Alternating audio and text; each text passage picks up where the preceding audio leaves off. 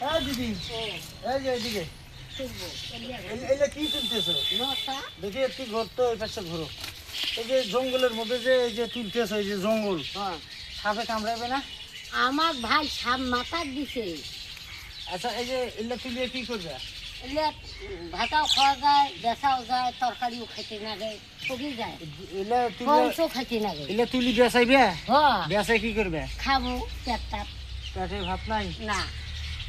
তো এই যে এটা তুলিয়া বেচিয়া ভাত খাইবে, হ্যাঁ যদি তোমার তো জীবনেরই গ্যারান্টি নাই। হ্যাঁ, মনে করো যে এই যে সাপ পোকামাকড় আছে, যদি ঠোকায়, তুমি আসো, তুমি বেচাই দিয়া ঠোকাইলে আমি থাকি দোকানে, এখন আমি তোমাকে এখানে দেখাবো। কিভাবে দেখবো? আরে আমার জীবনের জীবন ভাই, দর্শক আসলে আমার দেখেন, ভাই আইসো। মানে ক্ষুধার তাড়নায় আমি আমার এই জঙ্গল বাঁচতেছে না। এই জঙ্গলটা একটু তুমি ভালো করে আমার দেখাও। বোনের ভাই। এইগুলোকে দেখি, এই যে এই লতি তুলে বিক্রি করে একসঙ্গে ভাত খাবে, তাকে আমি আমার বোনের ভাই 100 টাকা দিচ্ছি, আমার জীবনের জীবন তুমি। সে কিছু খাবে, খাওয়ার জন্য আমি তাকে 100 টাকা দিচ্ছি।